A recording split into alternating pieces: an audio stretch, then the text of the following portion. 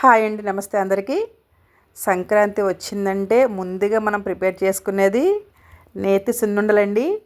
నేను నాటు మినుములు తీసుకున్నాను వీటి కోసం. చాలామంది ఏం చేస్తారంటే వీటిని డైరెక్ట్గా ఏం చేసి రెడీ చేసుకుంటారు సున్నుండలకి. బట్ అది కరెక్ట్ కాదండి. మినుములు ఎప్పుడైనా సరే వాష్ చేయాలి. చాలా అంటే అందులో నుంచి మనకి డస్ట్ అనేది వస్తుందన్నమాట. చూసారా, నేను ఆల్రెడీ మినుముల్ని కడిగేసి ఇలా వడపోసుకున్నాను ఫస్ట్. నీరు మొత్తం దిగిపోయిన తర్వాత దీన్ని ఎండలో ఆరబెట్టుకున్నానండి. కొంచెం టైం పడుతుంది, బట్ అయినా కూడా మనం ఎప్పుడైనా సరే నీట్గా చేసుకొని తినాలి. అప్పుడే మనకి మంచిది కదండి హెల్త్కి. ఈ విధంగా నేను చక్కగా ఎండలో ఒక చున్నీ వేసుకొని కడిగి ఆరబెట్టేసుకున్నాను అనమాట. ఒక డే మొత్తం పడుతుంది మంచిగా ఎండ వస్తే. పైన ఇలా చున్నీ వేసుకుంటున్నానండి. అంటే జస్ట్ ఏమన్నా పక్షులు ఏమైనా వస్తాయేమోనని. నేను ఇప్పుడు పొయ్యి మీద చేస్తున్నానండి. గ్యాస్ మీద కూడా వేయించుకోవచ్చు. అమ్మ వాళ్ళ ఇంటి దగ్గర ఉన్నాము. అమ్మ వాళ్ళ ఇంటి దగ్గర పొయ్యి అనేది మేము పెడుతూ ఉంటామండి కొన్ని పిండి వంటలకి వాటికి. నేను కూడా పొయ్యి మీద వేయించానండి. పొయ్యి మీద కడాయి పెట్టుకొని కొంచెం కొంచెంగా మనం మినుములను వేసుకొని ఇలా లైట్గా రోస్ట్ చేసుకోవాలి. మనకి స్మెల్ వస్తుందండి. నిజంగా మినుములు వేయించుతునేటప్పుడే మనకి ఆ ఫ్లేవర్ అనేది మనకు తెలుస్తుందండి. ఆ స్మెల్ అసలు చాలా, అంటే సున్నుండల స్మెల్ చాలా డిఫరెంట్గా ఉంటుంది కదా. వేయించేటప్పుడే వస్తుంది, మనకు తెలిసిపోతుందండి వేయించినప్పుడే. ఇలా కలర్ షేడ్ అవ్వగానే వీటిని తీసేయండి పక్కకి. మనం గ్యాస్ మీద కూడా ఫ్రై చేసుకోవచ్చు, బట్ ఇలా కట్టెల పొయ్యి మీద చేసిన వంటకాలు ఏవైనా సరే చాలా బాగుంటాయండి. నిదానంగా వేయించుకోవాలన్నమాట. మినుములను ఎప్పుడైనా సరే చాలామంది పెద్ద మంట పెట్టేసి వేయించుతూ ఉంటారు, బట్ అలా కాదు, నిదానంగా వేయించుకోవాలి. చాలా బాగుంటాయి, బట్ టైం పడుతుంది. హెల్తీగా మంచి ఫుడ్ తినాలంటే టైం పట్టినా కూడా చేసుకోవాలి కదండి మరి మనం. వీటిని నేను తిరగల్లో విసిరానండి. చాలామంది ఇప్పుడు మిల్లుకి పంపించేసి పట్టించేస్తున్నారు, బట్ నేను నా చేతులతో విసిరానండి. అమ్మ వాళ్ళ ఇంట్లో తిరగలు ఉందన్నమాట. నేను విసిరాను అనమాట. ఈ విధంగా బద్ద అయిపోతుందండి. పై పట్టు మొత్తం పోతుందన్నమాట.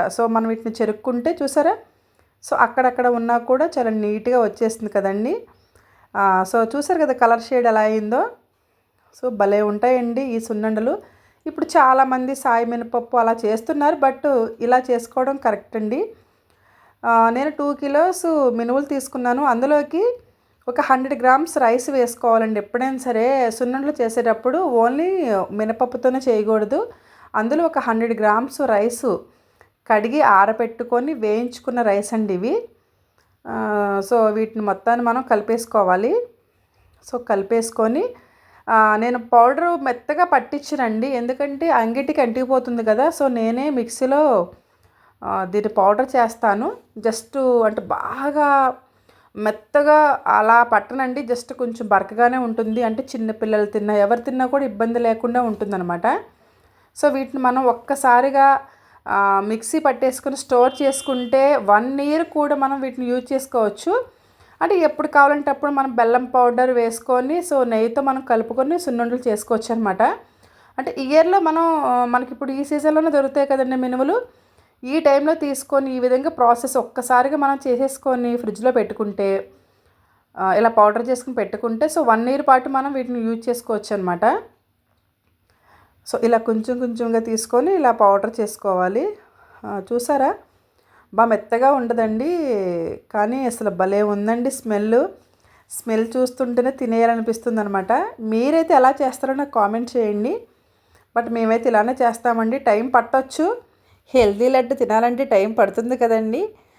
దీన్ని ఒక ప్లేట్లో తీసేసుకోవాలి. సున్నుండలు అనేది బెల్లంతో చేయొచ్చు, అలానే షుగర్తో కూడా చేస్తూ ఉంటారు. షుగర్ అనేది మా ఇంట్లో బ్యాన్ అండి, మీకు ఆల్రెడీ తెలుసు కదా నా రెసిపీస్ మొత్తం కూడా. నేను బెల్లంతోనే చేస్తాను. ఇది ఏంటంటే హెల్తీ కదండి, మంచి మినిమల్లో ప్రోటీన్ ఉంటుంది, బెల్లంలో ఐరన్ ఉంటుంది, నెయ్యి కూడా హెల్త్కి మంచిది. ఈ విధంగానే నేను చేస్తాను. 2.5 కప్స్ పిండికి 2 కప్స్ బెల్లం పౌడర్ అండి. చాలామంది ఏంటంటే 1 కప్కి 1 కప్ వేసేస్తారు, బట్ నేను అలా వేయను అనమాట. జస్ట్ 2.5 కప్స్ అండి ఇవి. వాటికి నేను ఒక 1/2 కప్పు తగ్గించి వేస్తాను. అంటే మా పాప చిన్న పాప కదా, అందరూ తినడానికి బాగుంటుందని ఇలా వేస్తారనమాట. ముందుగా మనం బెల్లం అలా వేసి కలిపేసిన తర్వాత మళ్ళీ ఒకసారి ఆ పౌడర్ని మిక్సీలో వేసి ఒక తిప్పాలండి. అప్పుడు చిన్న చిన్న ఉన్నాయి చూసారా? సో, అవి కూడా మొత్తం మిక్స్ అయిపోతాయి. బెల్లం చిన్న చిన్న ముక్కల్లా ఉన్నాయి చూసారా? సో, చూసారా? నీట్‌గా మిక్స్ అయిపోయాయి. జస్ట్ ఒక్క తిప్పాలండి. ఎక్కువ అవసరం లేదు. సో, ఈ విధంగా మొత్తం కూడా మనం మిక్సీ పట్టేసుకుందాం. సో, చూసారా? ఇప్పుడు మనం నెయ్యి వేసుకొని సున్నుండలు చేసుకోవాలండి. నెయ్యి కూడా హోమ్‌మేడ్ అండి. నేను ప్రిపేర్ చేసిందే. మాకు గేదె పాలు తీసుకొస్తారనమాట. సో, అందులోంచి మీగడ తీసి సో, ఒక 1 వీక్ అలా పక్కన పెట్టి స్టోర్ చేసి దాన్ని నేను నెయ్యి కాస్తాను. నెయ్యి వీడియో కూడా నా షార్ట్స్‌లో ఉంటది. చూడండి మీరు కావాలనుకున్న వాళ్ళు. చాలా ఈజీ అండి. బయట మనకి చాలా దొరుకుతాయి. బట్ మన ఇంట్లో తయారు చేసుకున్న ఆ స్మెల్లే వేరండి.